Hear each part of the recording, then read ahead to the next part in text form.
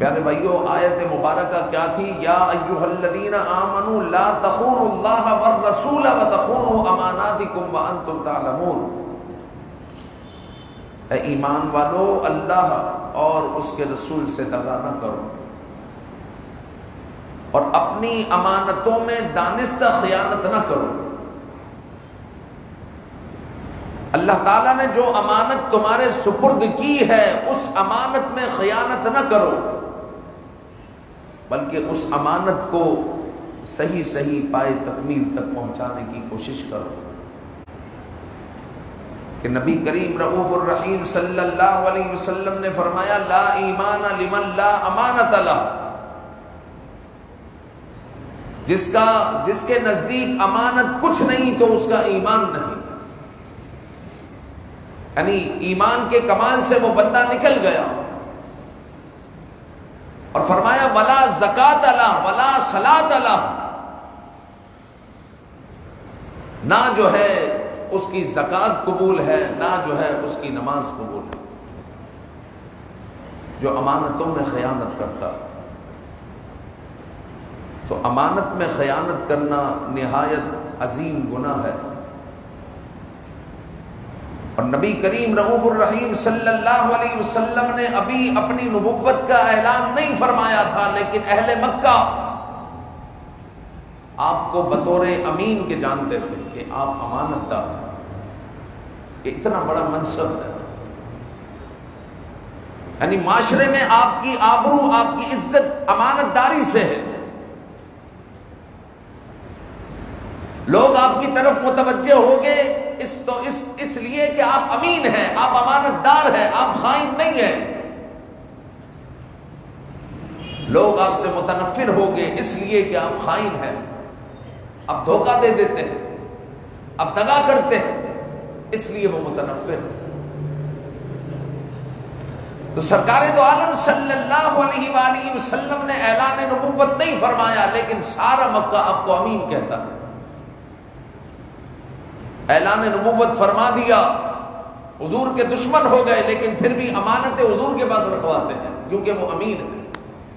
گھر والوں سے زیادہ اگر روئے زمین پر ان کو کسی پر اعتماد ہے تو وہ ذات مصطفیٰ صلی اللہ علیہ وآلہ وسلم ہے، اس لیے کہ حضور امین ہے۔ سرکار دو عالم صلی اللہ علیہ وسلم اپنے خطبے میں یہ ارشاد فرمایا کرتے لا ایمان لمن لا امانت لہ ولا دین لمن لا عہد لہ، کہ جس کے نزدیک امانت کچھ نہیں تو اس کا ایمان نہیں، جس کے نزدیک عہد کچھ نہیں تو اس کا دین نہیں۔ جب مسلمان نے عہد کر لیا، وعدہ کر لیا تو اب اس کو پورا کرنا ہے۔ جب اس نے امانت داری کو اپنے سر لے لیا تو اب جو ہے اس میں خیانت نہیں کرنی، بلکہ اس کو جو ہے پائے تکمیل تک پہنچانا ہے۔ تو ایمان کا لازمی تقاضا ہے کہ امانت داری ہو، امانت میں خیانت نہ ہو۔ پھر سرکار دو عالم صلی اللہ علیہ وسلم نے فرمایا کہ منافق کی 3 علامتیں ہیں۔ جب بات کرتا ہے تو جھوٹ بولتا ہے۔ ہم اس حدیث پاک کو جو ہے اپنے اندر ڈھونڈے کہ کہیں یہ صفت میرے اندر تو نہیں ہے۔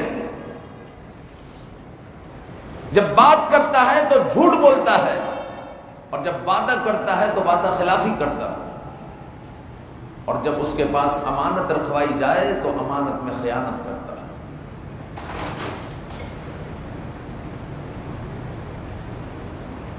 تو سرکار دو عالم صلی اللہ تعالی علیہ وآلہ وسلم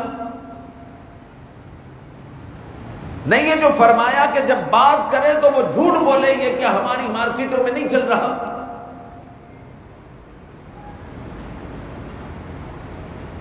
کہ جھوٹ بول کر مال بیچا جاتا ہے اور سامنے والے کو ایسا باور کروایا جاتا ہے کہ میں ہی سچا ہوں، ساری مارکیٹ جھوٹی ہے، اور اس دام میں تو بھائی کوئی بھی نہیں دے گا، خرید دام میں دے رہا ہوں، حالانکہ اس سے سستا آگے مل جائے گا، اس کو پتا ہے، جھوٹ بولتا ہے، اور جھوٹ بھی ایسے انداز میں بولتا ہے کہ سامنے والا سمجھتا ہے یہی ضرورت زمین میں سارے سب سے سچا آدمی یہی ہے۔ حضور نے فرمایا منافق کی علامت ہے جب بات کرے تو جھوٹ بولے، جب وعدہ کرے تو وعدہ خلافی کرے، اور جب اس کے پاس امانت رکھوائی جائے تو امانت میں وہ خیانت کرے، یہ منافق کی علامت ہے۔ پھر امانت کا وسیع مفہوم ہے۔ امانت صرف مال سے تعلق نہیں رکھتی، جس طرح آپ نے سنا کہ حضور نے فرمایا کہ لا ایمان لمن لا امانت لا، اس کا ایمان نہیں جس کے نزدیک امانت کچھ نہیں۔ مجلس بھی امانت ہے۔ اگر آپ کی میٹنگ ہوتی ہے تو اہل میٹنگ جو ہے آپ کے امین ہے، اور وہ بات اگر باہر جاتی ہے تو امانت میں خیانت ہوتی ہے۔ لیکن اگر کسی کی جان کو خطرہ ہے، کسی کی آبرو رزق کو خطرہ ہے، کسی کے مال کو خطرہ ہے، تو بات لیک ہو جائے تو مسئلہ نہیں۔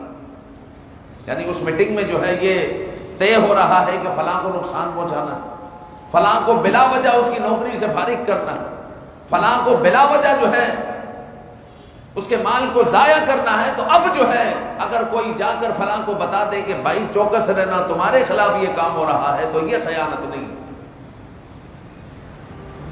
تو امانت کا مفہوم جو ہے نہایت وسیع ہے۔ جس طرح دغا نہ دینا، آپ اگر سبزی بیچتے ہیں تو سامنے والے نے آپ کو کہا کہ بھائی 2 کلو ٹماٹر دے دو، ایک دھنیا دے دو، ایک جو ہے پالک دے دو، اس طریقے کی کچھ چیزیں آپ کو کہی، تو اگر آپ تھیلی میں صحیح چیزیں ڈالتے ہیں تو آپ تو پھر تو امین ہے آپ۔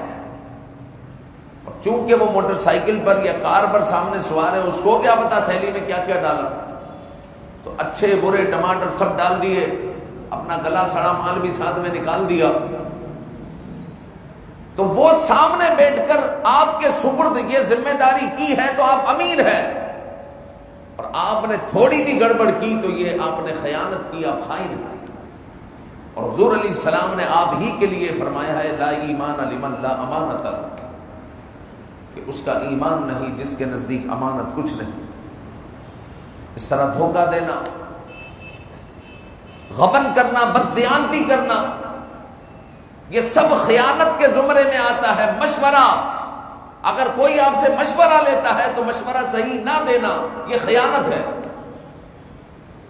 کوئی کہے کہ فلاں جگہ پر میں جو فلاں بندہ ہے اس کو 5 لاکھ روپے دے رہا ہوں، اور یہ کام ہم کریں گے، جو بھی کمائیں گے آدھا آدھا، میرا کیا مشورہ؟ اب آپ کو اگر پتا ہے کہ وہ بندہ فراڈی ہے، آپ کو بتانا واجب ہے کہ بھائی دیکھو فلاں فلاں کے پیسے وہ کھا چکا ہے اور یہ ڈیفالٹر آدمی ہے، خیال کرنا۔ یہ بتانا واجب ہے، غیبت نہیں ہے۔ یہ نہیں بتائیں گے تو گناہ ملے گا، بتائیں گے تو ثواب ملے گا۔ بظاہر غیبت لگ رہی ہے لیکن یہ غیبت نہیں ہے۔ اگر آپ نے صحیح نہیں بتایا تو یہ خیانت ہے، اور صحیح بتا دیا تو یہ امانت ہے۔ آپ نے جو ہے امانت کی پاسداری کی، آپ نے روزہ رکھا ہے، یہ بھی امانت ہے۔ یہ بھی امانت ہے کہ صحیح روزے کو پائے تکمیل تک پہنچانا۔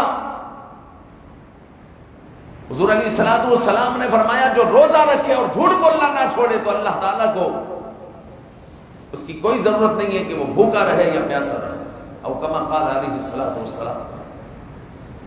تو روزہ رکھ کر بھی اگر گناہ سے نہ بچے تو یہ خیانت ہے۔ ہم نماز پڑھیں گے، یہ بھی امانت ہے۔ آپ نے وضو کیا ہے، یہ بھی امانت ہے کہ صحیح آپ کو وضو کرنا، پھر صحیح آپ نے نماز پڑھنی ہے، یہ بھی امانت ہے۔ اور حضور علیہ الصلوۃ والسلام نے فرمایا کہ نماز اس طرح پڑھو کہ جس طرح تم اپنے رب کو دیکھ رہے، اور اگر اس طرح نہیں پڑھ سکتے تو کم از کم یہ تصور تو کر سکتے ہو کہ اللہ تعالیٰ تمہیں دیکھ رہا ہے۔ تو نماز بھی امانت ہے۔ کوئی اگر آپ کو بات بتاتا ہے اور بات بتاتے ہوئے یہاں وہاں دیکھتا ہے تو مطلب وہ کسی کو اپنی بات سنانا نہیں چاہتا، وہ آپ کو بتانا چاہتا ہے، تو یہ بھی امانت ہے، آپ کسی کو نہ بتائیں۔ کسی کا راز اگر آپ کو معلوم ہے اور آپ جو ہے اس کو بتا دیتے ہیں، یہ بھی جو ہے آپ نے امانت میں خیانت کی، یہ بھی خیانت ہے۔ اگر میاں بیوی اور بیوی میاں کی ستر پوشی کرے، راز کی باتیں بتائے، تو یاد رکھیں کہ یہ بھی خیانت ہے۔ اور نبی پاک صلی اللہ علیہ وآلہ وسلم نے فرمایا سب سے بڑی امانت جو قابل مواخذہ ہوگی یہی ہوگی کہ جو میاں بیوی اور بیوی میاں کے جو ہے پول کھولتے ہیں، راز کی باتیں بتاتے ہیں اپنے دوستوں میں، سہیلیوں میں، تو یہ امانت میں خیانت کرتے ہیں اور اس کا مواخذہ بڑا سخت ہوگا۔ پھر آقا کریم صلی اللہ علیہ وآلہ وسلم نے فرمایا جب تم دیکھو کہ جو جس عہدے کے لائق نہیں ہے اور اس کو وہ عہدے دیے جا رہے ہیں تو پھر قیامت کا انتظار کرو، اب پھر قیامت قریب۔ اس طرح ہمارے یہاں پر ہے ٹیکنالوجی کا وزیر وہ ہوگا جس کو ٹیکنالوجی کا ٹی بھی نہیں آتا، ٹیکنالوجی کی اسپیلنگ بھی نہیں آتی،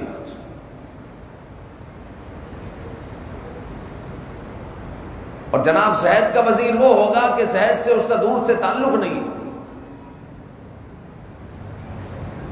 تو سرکار دو عالم صلی اللہ علیہ وسلم نے فرمایا جب تم دیکھو کہ عہدے اس کو دیے جا رہے ہیں جو عہدے کا حقدار نہیں ہے تو پھر قیامت کا انتظار کرو، یہ قیامت کی نشانی ہے۔ اور آج یہی تو ہو رہا ہے، آج یہی ہو رہا ہے۔ حضرت ابو ذر غفاری رضی اللہ تعالیٰ عنہ نے حضور علیہ الصلوۃ والسلام کی بارگاہ میں عرض کی تھی کہ یا رسول اللہ صلی اللہ علیہ وآلہ وسلم آپ مجھے کسی جگہ کا امیر نہیں بنائیں گے؟ فلاں صحابی چلے گئے، فلاں جگہ کے امیر، فلاں جگہ کے امیر، فلاں جگہ کے امیر، فلاں جگہ کے گورنر، تو ابو ذر غفاری کے لیے کچھ نہیں ہے؟ تو سرکار دو عالم صلی اللہ علیہ وآلہ وسلم نے حضرت ابو ذر غفاری رضی اللہ تعالیٰ عنہ سے فرمایا ابو ذر تمہارے کندھے کمزور ہیں، تم اس بوجھ کو نہیں اٹھا سکو گے، اور کل قیامت میں جس نے اس بوجھ کو اٹھا لیا، جو دنیا میں اللہ تعالیٰ نے جس کو جو ذمہ داری دی ہے اس بوجھ کو اٹھا لیا تو وہ سرخرو ہو گیا، اور اگر اس بوجھ کو نہ اٹھا سکا تو پھر اس کا جو ہے حساب کتاب بڑا سخت ہے۔ یہ مزے نہیں ہے، یہ سرکاری عہدے اور یہ سرکاری ذمہ داریاں یہ مزے نہیں ہے، اس کا حساب کتاب بڑا سخت ہے۔ یہ 200 گاڑیوں کے پروٹوکول میں گھومنا یہ مزے نہیں ہے، اس کا حساب کتاب دینا پڑے گا۔ ہاں جی، جو ذمہ داری دی تھی اپنی ذمہ داری پوری کی کہ نہیں کی؟ صوفی عبد القیوم کے قاتل گرفتار ہوئے کہ نہیں ہوئے؟ یہ جس کی ذمہ داری تھی پوچھا جائے گا۔ ایک بچی جو ہے لائن میں لگی ہوئی ہے، موٹے موٹے آنسو نکل رہے ہیں، کسی نے پوچھا کیوں رو رہی ہے؟ وہ صرف اس کے منہ سے نکلا روٹی، وہ بھوک کی وجہ سے اور روٹی کی وجہ سے رو رہی ہے۔ تو جس کی ذمہ داری ہے اس سے پوچھا جائے گا، چھوڑا کسی کو نہیں جائے گا، چھوٹ کسی کے لیے نہیں ہے۔ جس کی جو ذمہ داری ہے اس کو پورا کرے، ورنہ کل قیامت میں اس کا حساب بڑا سخت ہے۔ آوے کا آوا ہی بگڑا ہوا۔ تو حضرت ابو ذر غفاری رضی اللہ تعالیٰ عنہ نے عرض کی کہ یا رسول اللہ میرے لیے کچھ نہیں ہے، میں کہیں کا امیر نہیں بنوں گا۔ حضور نے فرمایا ابو ذر تمہارے کندھے کمزور ہیں، تم یہ ذمہ داری نہیں اٹھا سکتے۔ حضور نے نہیں دی حضرت ابو ذر کو ذمہ داری، حالانکہ حضور کے چہیتے صحابی ہیں، درویش امت ہے، آپ کو درویش امت کہا جاتا ہے، لیکن حضرت ابو ذر غفاری رضی اللہ تعالیٰ عنہ کو ذمہ داری نہیں دی، کیونکہ جو جس کا اہل نہیں ہے اس کو وہ نہیں دیا جائے گا، یہ شریعت کا اصول ہے۔ لیکن وہی نہ اندھے اپنے اپنے میں باٹے ریوڑیا، یہ والی بات ہے، آپ لے لے تو بھی لے لے، تو بھی لے لے، ہمیں تو اپنا نہیں ہے، سائڈ بیٹھ، یہ والی باتیں ہو رہی ہیں۔ حضور نے یہ فرما دیا کہ جب یہ معاملہ آ جائے، جب اپنے اپنوں میں جو ہے بانٹا جائے اور یہ نہ دیکھا جائے کہ یہ اس کا اہل ہے کہ نہیں ہے، تو پھر تم قیامت کا انتظار کرنا، قیامت قریب ہے۔ یہ سب امانتیں ہیں. انصاف پر اگر کسی کو مامور کیا ہے تو یہ بھی امانت ہے کہ وہ صحیح انصاف کرے، وہ غریب ہو یا امیر ہو. امیر کو جیسے انصاف ملتا ہے تو غریب کو بھی اتنا ہی انصاف ملنا چاہیے. غریب جس طرح جو ہے کٹہرے میں آئے گا اسی طرح امیر آئے گا. امیر سے جس طرح گفتگو ہوگی اب غریب سے بھی اسی طرح گفتگو ہوگی. یہ اسلام کا تقاضا ہے. قاضی شریح کی عدالت میں کون آیا تھا؟ امیر المومنین حضرت علی رضی اللہ تعالیٰ عنہ آئے تھے. قاضی شریح کو حضرت امیر المومنین نے اپنے گھر پر نہیں بلایا، آ جاؤ بھائی میرا مسئلہ ادھر آؤ فیصلہ کرو، یہ یہودی نے میری زنا لی ہے. حضرت علی رضی اللہ تعالیٰ عنہ نے نہیں بلایا، حضرت علی رضی اللہ تعالیٰ عنہ خود چل کر قاضی شریح کے پاس گئے اور قاضی شریح نے حضرت علی سے پوچھا آپ کہتے ہیں یہ زنا آپ کی ہے، کیا گواہ ہے آپ کے پاس؟ کوئی ثبوت ہے؟ تو کہا بس گواہ تو یہ حضرت حسن اور غلام ہے جو کہ بن نہیں سکتے. بیٹا گواہی نہیں دے سکتا باپ کے لیے، غلام آقا کے لیے گواہی نہیں دے سکتا، اور کوئی ثبوت نہیں ہے، کوئی گواہ نہیں ہے. تو پھر یہ زنا جو ہے یہودی کی ہوتی ہے، کیونکہ یہودی کا دعویٰ یہ زنا میری ہے، قبضہ بھی اس کا. آپ کے پاس کوئی ثبوت ہی نہیں، امیر المؤمنین کے خلاف فیصلہ جا رہا. وہ یہودی اسلام کے جو ہے اس خوبی کو دیکھ کر وہ یہودی وہیں پر مسلمان ہو گئے. امیر المؤمنین نے زنا آپ ہی کی ہے، اسلام کی اس خوبصورتی کو دیکھ کر میں مسلمان ہوتا ہوں. تو جس کا جہاں پر جو منصب ہے انصاف کرنے والے انصاف کرے، یہ امانت ہے. اور جو امانت میں خیانت کرے تو لا ایمان لمن لا امانت لہ. پھر اگر آپ نوکر ہیں، آپ کی ڈیوٹی اگر 9 سے 6 ہے تو یہ آپ کے پاس امانت ہے. سیٹ کی موجودگی میں، مینیجر کی موجودگی میں، فورمین کی موجودگی میں آپ جس طرح کام کرتے ہیں ان کی غیر موجودگی میں بھی اسی طرح کام کریں، کیونکہ امانت ہے. اللہ دیکھ رہا، وہ نہیں دیکھ رہے تو اللہ دیکھ رہا. پتہ چلا وہ گئے تو آپ بھی لیٹ گئے، موبائل کھل گیا ہمارا، موبائل میں لگ گئے، پھر آنے کا وقت ہوا تو پھر کام کرنے لگ گئے. یہ تو خیانت ہے. تو مزدور سیٹ سے اور سیٹ جو ہے مزدور سے خیانت نہ کرے. جس کو جہاں جو عہدہ سپرد کیا گیا ہے اپنے جو ہے عہدوں پر وہ کاربند رہے اور اپنی ڈیوٹی کو پورا انجام دیں، کیونکہ یہ تو امانت ہے. اگر کوئی استاد ہے، قاری صاحب ہے یا ٹیچر ہے، ٹیوشن پڑھاتا ہے تو اس کو بچے کو اسی طرح پڑھانا ہے جس طرح وہ اپنے بچے کو پڑھائے گا. اگر وہ بچے پر توجہ نہیں دیتا تو وہ اس کے ماں باپ کے ساتھ خیانت کر رہا ہے. تو اس کے ماں باپ نے 2 گھنٹے کے لیے 1 گھنٹے کے لیے اس کے پاس چھوڑا ہوا ہے کہ میرا بچہ پڑھ رہا ہے اور یہ جو ہے بددیانتی کر رہا ہے، بچے پر توجہ نہیں دے رہا، توجہ سے سبق نہیں سن رہا. خیانت ہے.